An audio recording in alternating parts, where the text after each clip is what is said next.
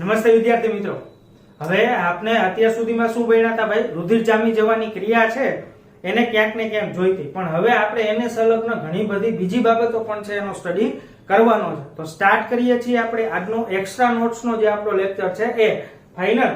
તો મેઇનલી આપણે શું જોવાનું છે ભાઈ? તો કે પેલો જે પોર્શન આપણે જોવાનો છે ફર્સ્ટ એ હશે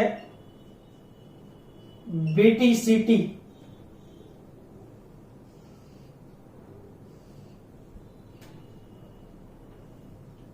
ચાલો, BTCT વાળો પોર્શન છે આપણે કઈ રીતના જોવાનો છે ભાઈ? તો કે પેલું ફર્સ્ટ વન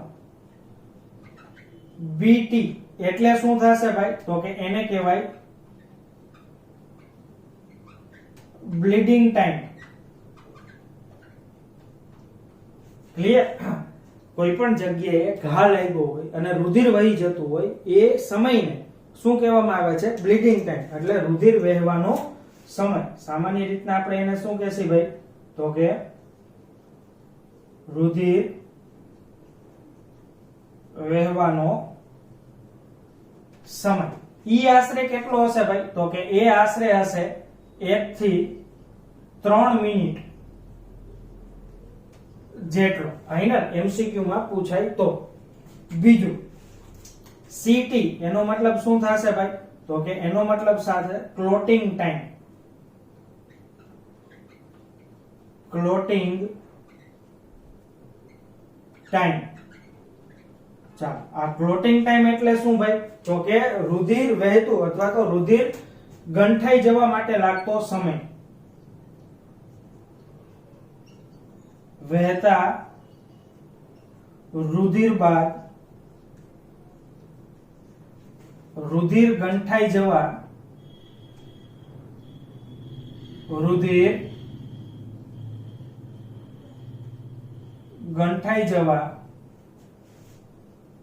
માટે લાગતો સમય. ચાલો, એ આશરે કેટલો હશે ભાઈ? તો કે એ સમય હશે આશરે 2 થી 8 મિનિટ. કેટલો હશે ભાઈ? તો કે 2 થી 8. ક્લિયર? હવે આપણે જોવાની છે ભાઈ રુધિર ગાંઠ. ફાઇનલ મેઇનલી આપણો પોર્શન કયો રહેશે ભાઈ? તો કે રુધિર ગાંઠ કયા પ્રકારની છે એ. તો સ્ટાર્ટ કરીએ સેકન્ડ પોર્શન.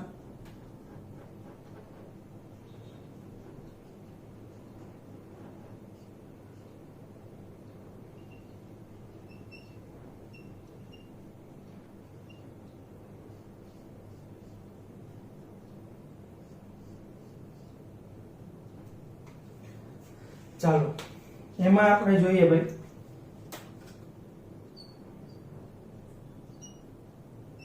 કેટલીક વખત બિન ઈજાગ્રસ્ત,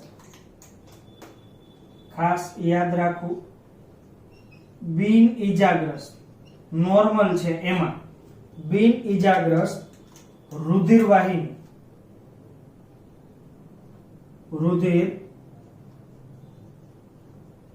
વાહિનીમાં પણ ગાંઠ સર્જાય છે. ક્લિયર? અને આવી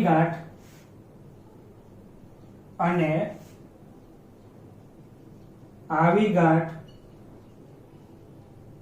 બે પ્રકારની હોય છે. તો આપણે એ બંને ગાંઠ છે એનો સ્ટડી કરવાનો છે. એમાંનું પેલું આપણે જોવાનું છે ભાઈ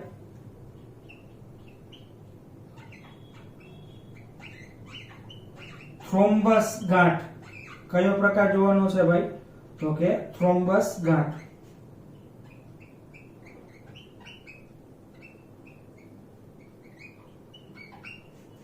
ચાલો, સ્ટાર્ટ કરીએ થ્રોમ્બસ ગાંઠમાં. ફર્સ્ટ ઓફ ઓલ આપણે શું જોવાનું છે? આ ગાંઠ કેવી છે ભાઈ?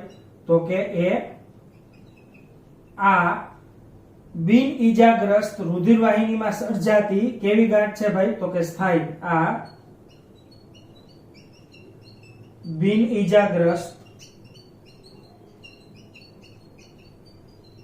રુધિર વાહિનીમાં સર્જાતી સ્થાયી એટલે એક ને એક જગ્યાએ રહેતી, એક ને એક જગ્યાએ રહેતી સ્થાયી ગાંઠ છે.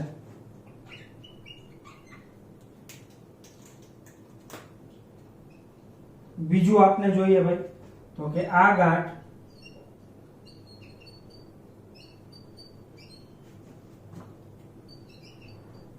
વિકાસ પામી કદમાં મોટી થાય છે અને રુધિર પરિવહનમાં અવરોધ ઉભો કરે છે. શું કરશે ભાઈ તો કે રુધિર પરિવહનની અંદર અવરોધ ઉભો કરે છે. એ હવે જોઈએ કે ભાઈ કઈ જગ્યાએ થ્રોમ્બસ ગાંઠ થાય છે તો એને તમારે શું નામ આપવું ફાઇનલ. તો એમાંનું આપણું પહેલું હશે ભાઈ ઉદાહરણ તરીકે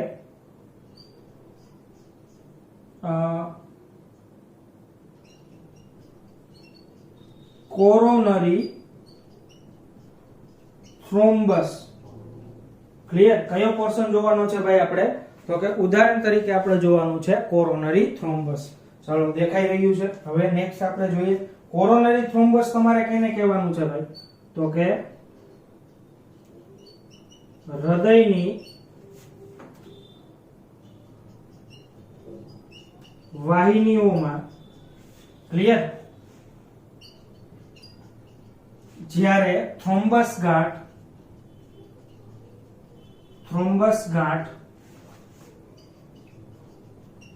સર્જાય તો તેને તમારે શું નામ આપવાનું છે ભાઈ કોરોનરી થ્રોમ્બસ કહેવાય. શું કહેવાય એને ભાઈ તો કે કોરોનરી થ્રોમ્બસ. ફાઇનલ? લાસ્ટ સુધી ઓકે? નથી દેખાતું? ચાલો કોરોનરી થ્રોમ્બસ છે એટલે શું એ આપણે જોઈ લઈએ અલગથી જ. નેક્સ્ટ અહીંયા થ્રોમ્બસ ગાંઠ છે એનો પહેલો પ્રકાર. ઉદાહરણ તરીકે આપણે જોઈએ કોરોનરી થ્રોમ્બસ. ચાલો કોરોનરી થ્રોમ્બસ એટલે શું થશે ભાઈ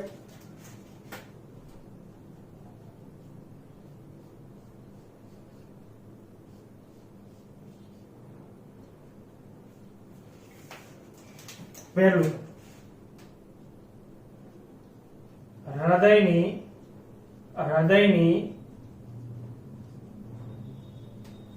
વાહિનીઓમાં જ્યારે થ્રોમ્બસ ગાંઠ સ્થાયી ગાંઠનું નિર્માણ થાય, જ્યારે થ્રોમ્બસ ગાંઠ સર્જાય તો તેને શું કહેવામાં આવે છે ભાઈ કોરોનરી થ્રોમ્બસ કહેવાય. શું કહેશો ભાઈ એને તો કે કોરોનરી થ્રોમ્બસ. ફાઇનલ? નેક્સ્ટ જે શેનું કારણ બને છે ભાઈ તો કે હાર્ટ એટેક નું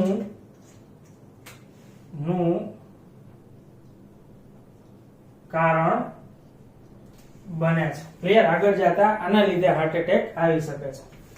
સેકન્ડ આપણે જે જોવાની છે બીજું ઉદાહરણ તરીકે બીજા પ્રકારની થ્રોમ્બસ ગાંઠ જેને આપણે કહેશી સેફેલિક થ્રોમ્બસ. ચાલો સેફેલિક થ્રોમ્બસ એટલે શું થાય આપણે જોઈ લઈએ ભાઈ.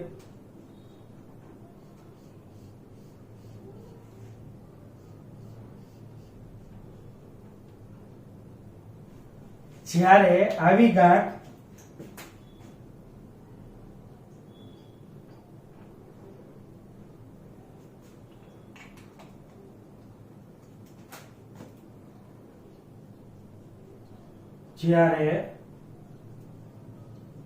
થ્રોમ્બસ ગાંઠ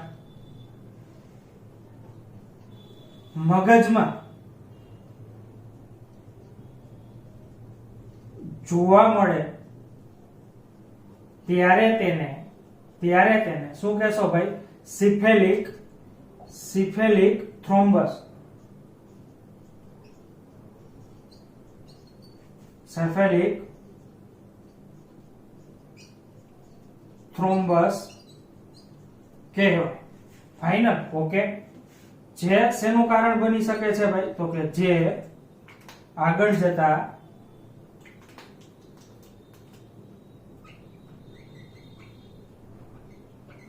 લકવાનું કારણ બને છે.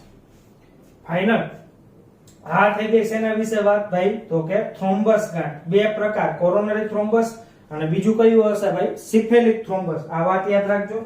હવે બીજી આવે છે એમ્બોલસ ગાંઠ. બીજો જે પ્રકાર છે એ કયો છે ભાઈ? તો કે એ હશે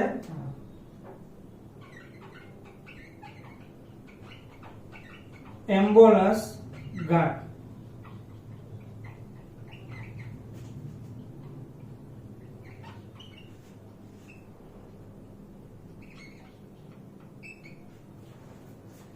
એના વિશે થોડી ઘણી ઇન્ફોર્મેશન મેળવીએ ભાઈ. આ કેવી છે? સ્થાયી છે. જ્યારે આ કેવી હશે ભાઈ? અસ્થાયી. બિન ઈજાગ્રસ્ત રુધિરવાહિનીમાં સર્જાતી અસ્થાયી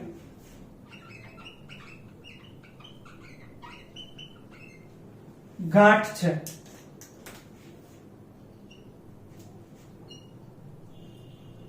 જે રુધિરમાં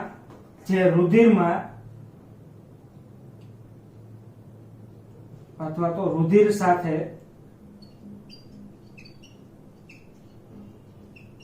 પરિવહન પામે છે. એનો મતલબ એવો થાય કે અહીંયા જે ગાંઠ છે એ કેવી છે ભાઈ? એકની એક જગ્યાએ સ્થાયી રહે છે. એને થ્રોમ્બસ કહો છો. એમ્બ્યુલન્સ નું કામકાજ કેવું છે? એમ્બ્યુલન્સ જેવું કુઈમાં રાખે છે રુધિર સાથે ભળીને. ફાઇનલ. હવે આ જે એની અસ્થાયી પ્રકૃતિના કારણે એમ્બ્યુલન્સ છે એ થ્રોમ્બસ કરતા વધારે ઘાતક, વધારે ખતરનાક છે, વધારે નુકસાનકારક છે. ફાઇનલ. યાદ રાખજો બંનેમાંથી કયું ભાઈ વધારે નુકસાનકારક છે અને શા માટે? તો કે પોતાના અસ્થાયી પ્રકૃતિને કારણે થ્રોમ્બસ કરતા તે કેવી હશે ભાઈ? થ્રોમ્બસ કરતા વધારે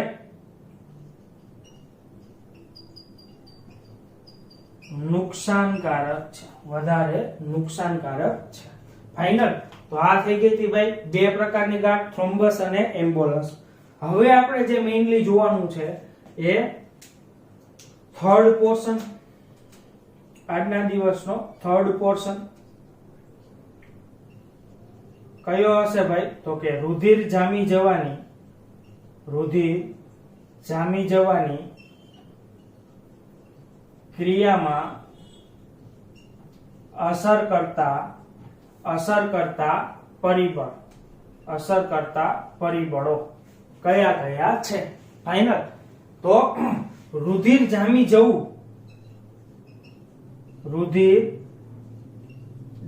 જવું એને કહેવાય બ્લડ ક્લોટિંગ. શું કહેશો એને? બ્લડ ક્લોટિંગ અથવા તો કોએગ્યુલેશન. ફાઇનલ. તો એ છે એમાં કયા કયા પરિબળો છે એ અસર કરે છે એ આજે આપણે જોવાના છે, જે એમસીક્યુ ની દ્રષ્ટિએ બહુ જ અગત્યના છે. પહેલો પોઈન્ટ આપણે જોઈ લીધો ભાઈ. મેન્શન કરવાનું છે તમારે રુધિર જામી જવું એટલે શું થશે? Blood clotting. હવે કયા કયા પરિબળો અસર કરે છે? તો એમાંનું આપણે ફર્સ્ટ જે સ્ટડી કરવાનું છે પહેલું ઈ હશે વિટામિન કે. શોર્ટ ફોર્મમાં આપણે એમ લખી શકીએ ભાઈ વિટ કે. ચાલો શું કરશે ભાઈ? તો કે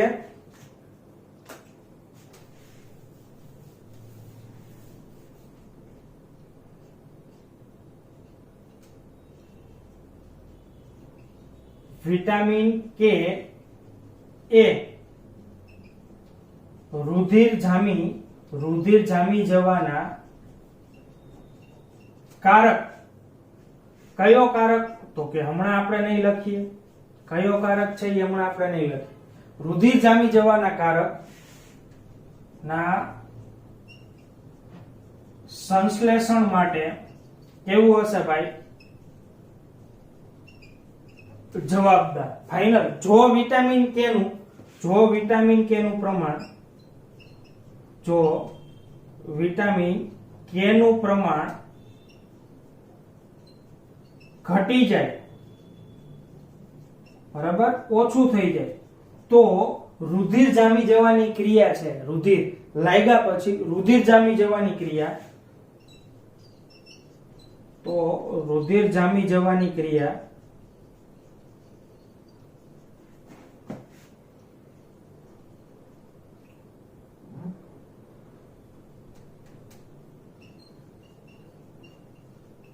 ધીમી થાય છે, એટલે રૂજ આવવામાં ઘણો બધો સમય લાગે. ફાઇનલ.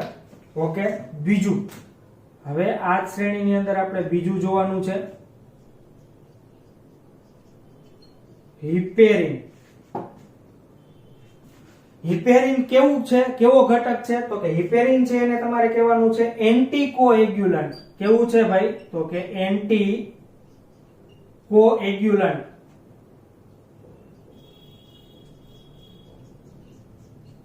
ક્લિયર? બ્લડ ક્લોટિંગ બી કહેશો, અથવા એને તમે શું નામ આપો છો ભાઈ? બ્લડ કોએગ્યુલેશન. બ્લડ કોએગ્યુલેશન એટલે એનું ગુજરાતી શું થશે ભાઈ? રુધિર જામી જવું. હિપેરિન એન્ટીકોએગ્યુલન્ટ છે એટલે રુધિર જામી જવાની ક્રિયાને કેવી કરે છે? અટકાવે છે. ફાઇનલ. રુધિર જામવા દેતું નથી. રુધિર જામવા દેતું નથી. ક્યાં ભાઈ? કઈ રીતના? તો કે તમને ખબર છે ભાઈ, બેઝોફિલ છે એનો સ્ત્રાવ કરે છે હિપેરિન, હિસ્ટામાઇન, સિરોટોનિન. એમાંનું એક આ હિપેરિન છે, એ રુધિર જામવા દેતું નથી. એનો ઉપયોગ ક્યાં થાય છે? આપણી બોડી એનો ઉપયોગ ક્યાં કરે છે? તો કે જ્યારે રુધિર વાહિનીઓની અંદર રુધિર, આપણા શરીરમાં રુધિર છે તો એ જામવું ન જોઈએ ને. ફાઇનલ. તો એના માટે કંઈક જોશે, તો એ કયું હશે? હિપેરિન. ફાઇનલ. તો અહીંયા લખી નાખું છું ભાઈ, હિપેરિન દ્વારા શરીરમાંનું રુધિર જામતું નથી અથવા ગંઠન પામતું નથી. ફાઇનલ. ઓકે. પછી આવે છે ત્રીજું, હિરુડિન. ત્રીજો ઘટક કયો છે ભાઈ? તો કે એ છે હિરુડિન. હિરુડિન પણ કેવું છે ભાઈ? એન્ટીકોએગ્યુલન્ટ. ક્લિયર? રુધિર જામવા દેતું નથી. અને અહીંયા લખી નાખીએ ભાઈ, રુધિર જામવા દેતું નથી. જડો, બરાબર, લીચ ની લાળમાં એ કેવું હોય છે? હાજર. લીચ છે, જડો છે, બરાબર, એ ખરાબ લોહી છે એને ચૂસે છે, છતાંય લોહી છે એ એના શરીરમાં જઈને જામી જતું નથી. શું કામ? એને કેમ કે એ લાળ છે, જ્યારે રુધિરને ચૂસે છે ત્યારે શું કરશે ભાઈ? તો કે સાથે સાથે એની લાળને પણ રુધિર સાથે ભેળવશે, એટલે રુધિર છે એ જામી જતું નથી. તો હિરુડિન પણ કેવું છે? એન્ટીકોએગ્યુલન્ટ છે. ફાઇનલ. નેક્સ્ટ, ફોર્થ વન, ચોથું અને અગત્યનું, સોડિયમ ઓક્ઝેલેટ અને સિટ્રેટ. ફાઇનલ. બંનેનો ઉપયોગ કઈ જગ્યાએ થાય છે? તો કે બંનેનો ઉપયોગ પ્રયોગશાળામાં. હવે તમે પ્રયોગશાળામાં રુધિરની, બ્લડની ટેસ્ટ કરાવવા જાઓ તો એમાં તમારા બ્લડ સાથે શું ભેળવી દેશે ભાઈ? Sodium oxalate. જેથી કરીને ટેસ્ટ ટ્યુબની અંદર હાજર છે રુધિર, એ જામી જતું નથી અને એનો ટેસ્ટ કરવા માટે કોઈ પણ પ્રકારની લેબોરેટરીકલ ટેસ્ટ કરવા માટે એનો ઉપયોગ કરી શકાય. ફાઇનલ લેબમાં જ્યારે પેથોલોજી લેબની અંદર તમે જાઓ છો, લોહી લે છે ટેસ્ટ ટ્યુબની અંદર કે ઇન્જેક્શનની અંદર પહેલા શરૂઆતમાં, પછી એને ટેસ્ટ ટ્યુબમાં નાખે અને સાથે સાથે શું ભેળવે? સોડિયમ ઓક્ઝેલેટ એટલે રુધિર ટેસ્ટ કરવા માટે એને ભેળવવું જરૂરી છે ફાઇનલ લેબોરેટરીમાં. તો એ પણ કેવું છે ભાઈ? તો કે એન્ટીકોએગ્યુલન્ટ. કેવું છે? એન્ટીકોએગ્યુલન્ટ એટલે કે હવે તો ખબર પડી જશે ભાઈ, રુધિરને જામી જવા દેતું નથી. હવે ખ્યાલ આવી જશે ભાઈ, તો કે રુધિરને જામી જવા દેતું નથી. ક્લિયર? ક્યારે ઉપયોગ થાય છે ભાઈ? તો કે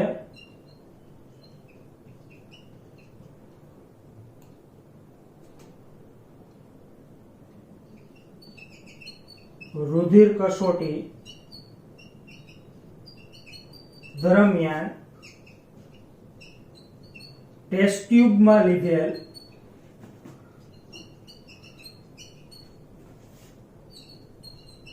રુધિર સાથે તેને ભેળવવામાં આવે છે. ફાઇનલ દેખાઈ રહ્યો છે last point? Okay, clear. Final. તો એની સાથે એને ભેળવવામાં આવે છે. આથી કરીને આથી રુધિર જામતું નથી કસોટી દરમિયાન. ટેસ્ટ કરો એ દરમિયાન. ફાઇનલ. તો મુખ્ય જે કઈ પરિબળો છે જે રુધિર જામી જવાની ક્રિયા પર અસર કરે છે એ કયા કયા હશે ભાઈ? તો કે એક હશે વિટામિન કે. વિટામિન કે ન હોય તો રુધિર જામી જવાના કારક ટોટલ કેટલા કારકો હોય છે? 13. અને આ 13 છે એ હમણાં આપણે આ જ લેક્ચરમાં 13 કારકો વિશે હમણાં ભણવાનું છે. ફાઇનલ. વિટામિન પ્રમાણ ઘટી જાય તો રુધિર જામી જવાની ક્રિયા કેવી થાય છે? ધીમી. ઓકે, નેક્સ્ટ કયું છે ભાઈ? તો કે નેક્સ્ટ છે હિપેરિન. હિપેરિન નું કામકાજ શું છે ભાઈ? તો કે ઈ એન્ટીકોએગ્યુલન્ટ તરીકે વર્તે છે, રુધિર જામી જવા દેતું નથી. હિપેરિન દ્વારા શરીરમાં વહેતું રુધિર જામી જતું નથી, જે બેઝોફિલ દ્વારા સ્ત્રાવ કરવામાં આવે છે. નેક્સ્ટ આપણો પોર્શન કયો છે ભાઈ? તો કે હિરુડિન. હિરુડિન છે જે જડો છે એની લાળની અંદર હાજર છે, બરાબર. અને એ પણ કેવું છે? એન્ટીકોએગ્યુલન્ટ છે, રુધિર જામી જવા દેતું નથી અને જડો છે એની લાળની અંદર એ હાજર હશે. હવે આગળ તમે જાઓ ત્યારે લેબ વિશે લખવાનું. કયું ભાઈ? તો કે સોડિયમ ઓક્ઝેલેટ છે એ પણ રુધિરને જામી જતા અટકાવે છે. રુધિર કસોટી દરમિયાન જ્યારે ટેસ્ટ કરાવવા જાવ, બ્લડ ટેસ્ટ, બ્લડ રિપોર્ટ કોઈ પણ પ્રકારનો, ત્યારે કસનળીમાં સાથે સાથે સોડિયમ ઓક્ઝેલેટ નાખે છે એટલે રુધિર જામી જતું નથી, જેથી કરીને એને આગળની રુધિર કસોટીમાં એ રુધિરનો ઉપયોગ કરી શકાય. ફાઇનલ. તો આ હતી બ્રીફ સમરી શેના વિશેની ભાઈ? તો કે આજના દિવસની એક્સ્ટ્રા નોટ્સ. સમજી લઈએ પાછું જે આપણે રિમૂવ કરવાનું છે. BTCT bleeding time, clotting time 1 to 3 minute 2 to 8 minute જેટલો હોય છે. ફાઇનલ એ સમય રુધિરને વહેવાનો સમય છે અને ક્લોટિંગ ટાઈમ એટલે રુધિર ગંઠાઈ જવા માટે લાગતો સમય. ફાઇનલ એ યાદ રાખજો, MCQ માટે રુધિર ગાંઠ બે પ્રકારની છે. ફાઇનલ. પણ ખાસ આપણે શું જોવાનું છે ભાઈ? તો કે બિન ઈજાગ્રસ્ત રુધિર વાહિનીમાં ઉત્પન્ન થાય છે. થ્રોમ્બસ સ્થાયી છે. કોરોનરી થ્રોમ્બસ તો કે હૃદયની વાહિનીમાં થાય તો એને તમારે શું કહેવાનું છે? કોરોનરી થ્રોમ્બસ ગાંઠ. ફાઇનલ. અને ઘટનાને કહેવાનું છે કોરોનરી થ્રોમ્બોસિસ. ઘટનાને શું કહેશો ભાઈ તમે? Coronary thrombosis. સિફેલિક થ્રોમ્બસ એટલે શું થશે ભાઈ? તો કે સિફેલિક થ્રોમ્બસ એટલે થશે મેઇનલી જ્યારે થ્રોમ્બસ ગાંઠ મગજમાં જોવા મળે ત્યારે તેને તમારે શું કહેવાનું છે ભાઈ? તો કે સિફેલિક થ્રોમ્બસ કહેશો, જે લખવાનું મુખ્ય કારણ છે. એમ્બોલસ ગાંઠ બિન ઈજાગ્રસ્ત રુધિર વાહિનીમાં ઉત્પન્ન થતી કેવી ગાંઠ છે ભાઈ? તો કે અસ્થાયી ગાંઠ. આ સ્થાયી છે, આ કેવી છે? અસ્થાયી. અસ્થાયી નેચરના લીધે એ થ્રોમ્બસ કરતા વધારે ખતરનાક, નુકસાનકારક અને ઘાતક છે. ફાઇનલ. તો આજનો આટલો જે પોઈન્ટ છે એને આપણે અત્યારે રિમૂવ કરીએ છીએ. પાછો કહી દઉં, રુધિર ગાંઠ, થ્રોમ્બસ અને એમ્બોલસ બિન ઈજાગ્રસ્ત રુધિર વાહિનીની અંદર થાય છે. ફાઇનલ. જે થ્રોમ્બસ છે કઈ જગ્યાએ ઉત્પન્ન થાય એના આધારે એના ઘણા બધા પ્રકાર પડે, અને એમ્બોલસ છે એ થ્રોમ્બસ કરતા કેવી હશે? વધારે ઘાતક. નેક્સ્ટ પોઈન્ટ ભણવાનો છે આપણે આ 13 કારકો વિશે. નેક્સ્ટ પોઈન્ટ આપણે જોશે આ 13 કારકો વિશે ફાઇનલ આ જ લેક્ચરમાં. ઓકે, સ્ટાર્ટ કરીએ ભાઈ આપણે નેક્સ્ટ ફોર્થ પોઈન્ટ. આજના દિવસનો ફોર્થ પોઈન્ટ કયો છે ભાઈ? તો કે રુધિર જામી જવાની ક્રિયામાં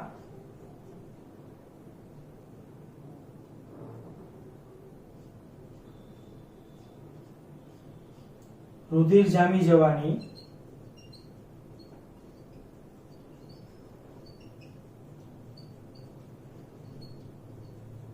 ક્રિયા માટે જવાબદાર કારકો.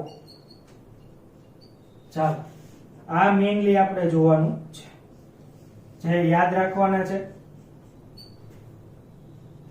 પૂછાઈ જાય એમસીક્યુ સ્વરૂપે કે કયો કારક છે, તો તમને યાદ હોવું જોઈએ. ફર્સ્ટ ઓફ ઓલ આપણે જે લખવાના છીએ એ બધાય કારકો માટે પહેલા તો એના નંબર છે એ ઓલવેઝ હંમેશા કેમાં આપવાના? તમારે રોમન અંકમાં. કેની અંદર આપશો ભાઈ?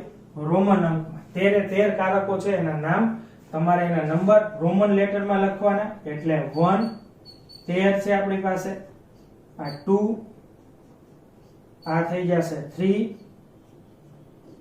આ 4, આ થઈ જશે 5.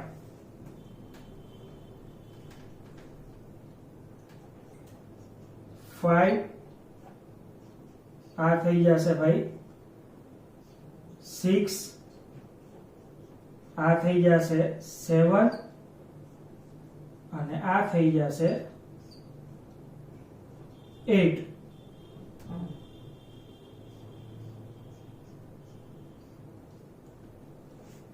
ફાઇનલ. ઓકે, ત્યાર પછી જગ્યા છે. ઓકે, પછી આપણે લઈ લઈએ, આ થઈ જશે 9, આ થઈ જશે 10 અને આ થઈ જશે 11. છેલ્લા બે અહીંયા લખી નાખીએ ભાઈ. આ થઈ જશે 12 અને આ થઈ જશે 30. 13. અહીંયા 13 પહેલા રોમન લેટર આપી દેવાના. પછી હવે આપણે 1 બાય 1 દરેક કારકો છે એને જોતા જઈએ ભાઈ. કયા કયા હશે ભાઈ? તો કે પહેલો કારક છે એને તમારે શું કહેવાનું છે ભાઈ? ફાઇબ્રિનોજન. બીજો કારક કયો છે ભાઈ? તો કે પ્રોથ્રોમ્બિન. ત્રીજો કારક કયો છે ભાઈ? તો કે થ્રોમ્બોપ્લાસ્ટિન. ફાઇબ્રિનોજન, પ્રોથ્રોમ્બિન, થ્રોમ્બોપ્લાસ્ટિન અને ચોથો કારક કયો છે ભાઈ? કેલ્શિયમ. ઓકે, પાછા જઈએ આપણે આગળ. પ્રોએસેલેરિન, એસેલેરિન, પ્રોકોન્વર્ટિન અને AHG. AHG એટલે શું થશે ભાઈ? Anti hemophilic globin. Anti hemophilic globulin અથવા તો ગ્લોબિન, બેમાંથી ગમે. Final anti hemophilic globulin. પછી હવે આવે છે ભાઈ નેક્સ્ટ ક્રિસમસ કારક, સ્ટુઅર્ટ કારક અને કયું હશે ભાઈ? પીટીએ. એટલે પીટીએ એટલે શું થશે ભાઈ? તો કે પ્લાઝ્મા થ્રોમ્બોપ્લાસ્ટિન એન્ટીસીડન્ટ.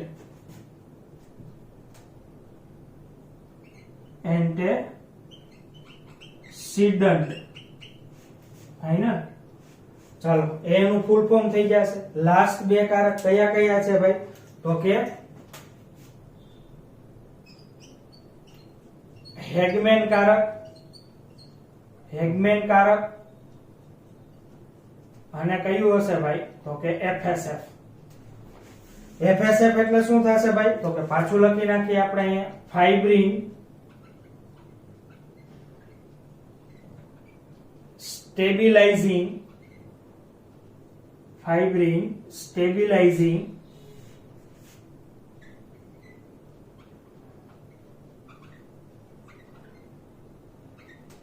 ફેક્ટર અથવા તો કારક. ફાઇનલ ફાઇબ્રિન સ્ટેબિલાઇઝિંગ કારક ફેક્ટર.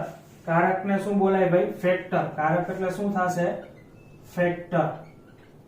ફાઇનલ તો હું અહીં લખી જ નાખું છું ફેક્ટર. ફાઇનલ તો આ થઈ જશે આપણા 13 કારક. કયા કયા છે ભાઈ? તો કે આ 13 કારકમાં યાદ આવી જ રીતના રાખવાના છે તમારે. Fibrinogen, prothrombin, thromboplastin, calcium. Fibrinogen, prothrombin, thromboplastin, calcium. Pro accelerin, accelerin, pro convertin, AHG. પાછું pro accelerin, accelerin, pro convertin અને AHG. પછીના કયા આવે છે? ક્રિસ્પસ કારક, સ્ટુઅર્ટ કારક, PTA. પછી હેગમેન કારક, FSF. 4, 4, 3 અને 2 ના ગ્રુપમાં બોલવાની ટ્રાય કરજો એટલે તમને 13 કારક ઈઝીલી યાદ રહી જાય. કઈ રીતના ભાઈ? ફાઇબ્રિનોજન, પ્રોથ્રોમ્બિન, થ્રોમ્બોપ્લાસ્ટિન, કેલ્શિયમ. પછી pro accelerin, accelerin, pro convertin અને AHG. પછી ક્રિસ્મસ કારક, સ્ટુઅર્ટ કારક, PTA, હેગમેન કારક અને FSF. ક્લિયર? આવી રીતના છે એ તમને ક્વિકલી બોલતા આવડી જાય ત્યારે સમજવાનું કે ઓકે તમને આ પોર્શન છે એ યાદ રહી ગયો છે. હવે વાત રહી અહીંયા વિટામિન કે એ રુધિર જામી જવાના કારક ના સંશ્લેષણ માટે જવાબદાર છે. કેના ભાઈ? તો કે થ્રોમ્બિન.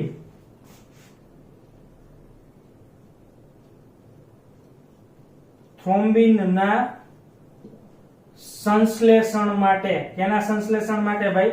તો કે રુધિર જમી જવાનો કારક પણ કયો હશે ભાઈ? તો કે થ્રોમ્બિન ના સંશ્લેષણ માટે મુખ્યત્વે જવાબદાર છે. તો આ પોઈન્ટ રહ્યો એ પણ તમારે MCQ માટે યાદ રાખો. વિટામિન કે છે એ કેનું નિર્માણ કરે છે? થ્રોમ્બિન નું સંશ્લેષણ. કેનું સંશ્લેષણ કરે છે ભાઈ? તો કે વિટામિન કે રહ્યું એ સંશ્લેષણ કરશે MCQ માટે થ્રોમ્બિન નું સંશ્લેષણ કઈ જગ્યાએ ભાઈ? તો કે યકૃતમાં કરવા માટે જવાબદાર છે. ફાઇનલ આટલો પોઈન્ટ રહ્યો એ ખાસ તમારે MCQ માટે યાદ રાખવાનો છે. બરાબર? કઈ જગ્યાએ? તો યકૃતમાં. અને કયો કારક? તો કે થ્રોમ્બિન. જે આ પ્રોથ્રોમ્બિન છે, પ્રોથ્રોમ્બિન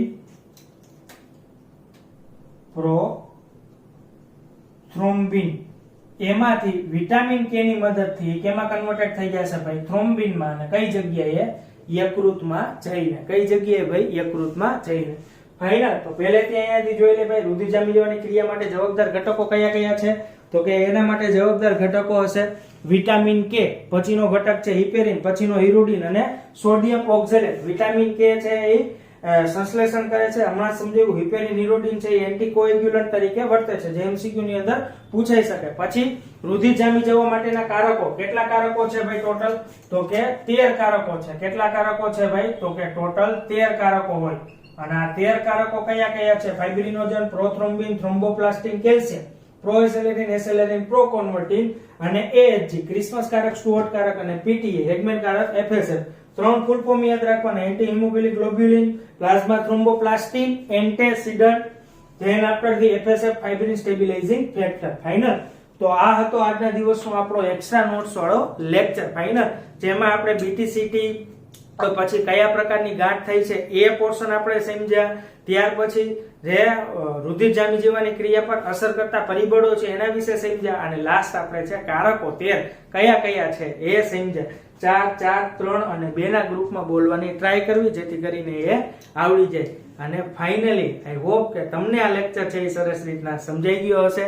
તો આ લેક્ચર છે એને આપણે અહીંયા સુધી રાખીએ છીએ. Thank you very much.